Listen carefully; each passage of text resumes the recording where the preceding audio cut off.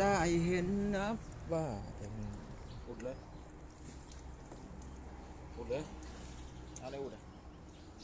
เอาอุดออก ท่อไหนพี่อ๋อ เพราะเราไม่ได้สตาร์ททั้งคืนจับไปนะอ่ะลองฟังเสียงโบนหวาน ฟังเสียงว่านี่นี่เทอร์โบ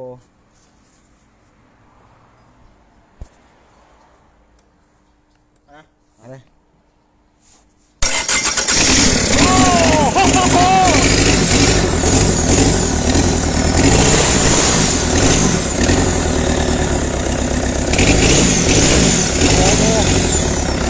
เทอร์โบแ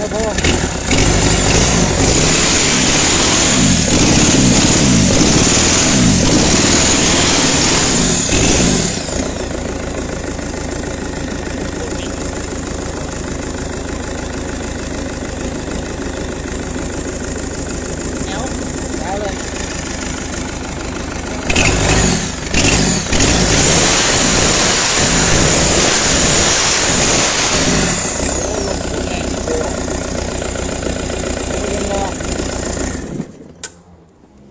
เรียบร้อย สุดยอด ลองมาก เดี๋ยวเปลี่ยนแหวนใหม่อีก มอไซค์ หวานสูบด้วย เอามอไซค์ ผมว่าเสียงมันเร่งดีกว่าเดิมนะ โอ้โหฟิวโอ้ฟิว กล่องมันก็ไปตัดควบคุมน้ำมันไงวิ่งโดยตรงเลย โอ้ฟิวเนาะโอ้ แล้วถ้ามันกินน้ำมันเหมือนเดิมก็ต้องไปใส่พวกอินเทอร์เน็ต ได้ไปเปลี่ยนเปลืองชุดใหม่ ดูไล่ ไม่ได้เดี๋ยวเซิร์ชดูแล้วไม่ได้ก็เรามาขึ้นเปลี่ยนเองได้ นะจู มัน น เปลี่ยนง่ายเปลืองเปิดฝาหน้าหน่อยเดียว จูนเนาะจูนเหมือนจูนแก๊สอ่ะดิ ไปเอามอไซค์กันดีกว่า เพื่อไปยกอีกคันมาด้วยคันดำที่นะว่า เอาแถมเลยเนาะ ของ แถ แถ ม ม มาด้วยเลย ไปดิผมเวลา เราถอดแบต วันลงไว้7 แล้วเรา เงินยังไม่ติดเลยครับ เราถอดแบตเทปคันนี้จะไม่ได้ตั้งอะไรใหม่แล้วเนี่ย โอ้กูเริ่มใจเสียแล้วกันได้ไหม ชื่อนายทองดีนามสกุลโอเคตา ไม่ใช่คนเกเร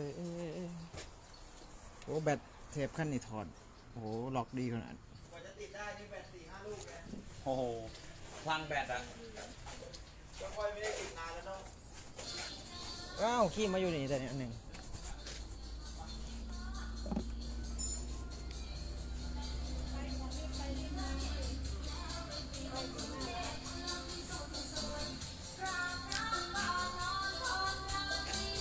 เจ๊ไปเจ๊ไปปะไปนั่นดีกว่าเอาแบตไปใส่รถด้วยครับ กูยกแบตกูใส่ก่อน ฮะเออ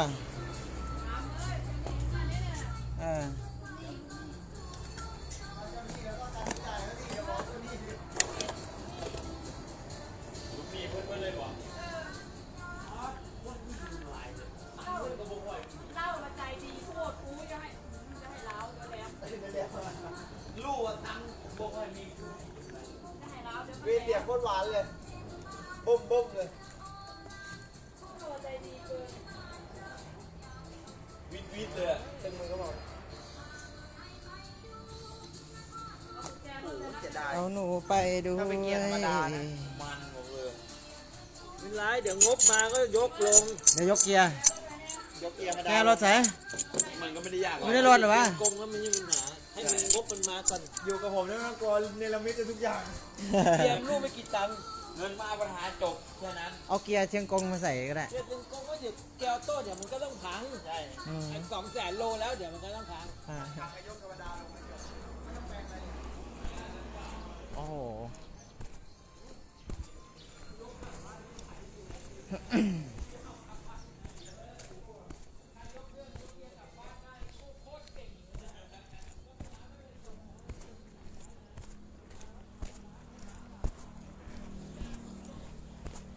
ไปดูแล้วเอาหนูไปด้วย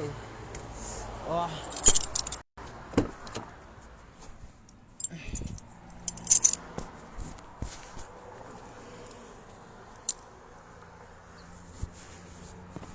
อัดเดี๋ยวสิมากระทุ่มแบนเด้อเดี๋ยวสิมากิโล12 เขาตัดผมใหม่เป็นโคตรเดียวเลยข้างหลังงอเลย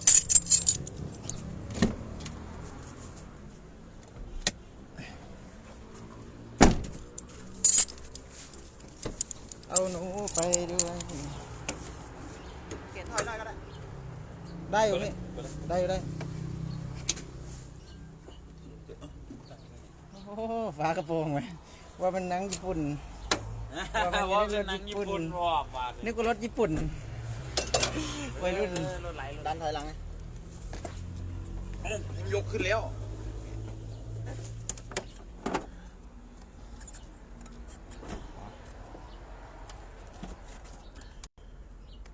ดันเลยนะเดี๋ยวผมดึงแบบนี้ดันถอยพี่แก้วไอ้ดึงลง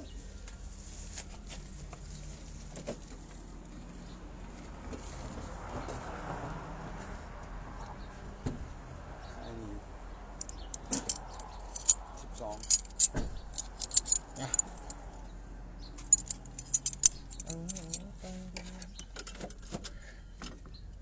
เดี๋ยวนี้ค่อย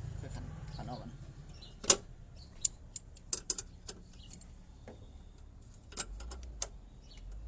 เอาปะ 10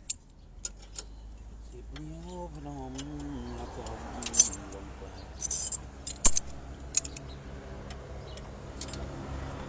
แล้วพี่คิดดูเมื่อคืนผมใส่แบบไม่มีไฟอ่ะโคตรเทพเลยโคตรเทพ อะไร นี่แหละ ก็ไม่อยู่ตรงนู้น ฮะ ก็ไม่อยู่ตรงนู้น โคมืดตื้อ ใครๆก็ใส่ได้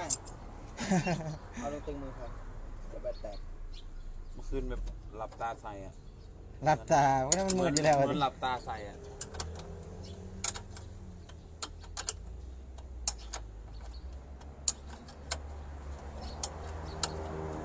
ดูสิ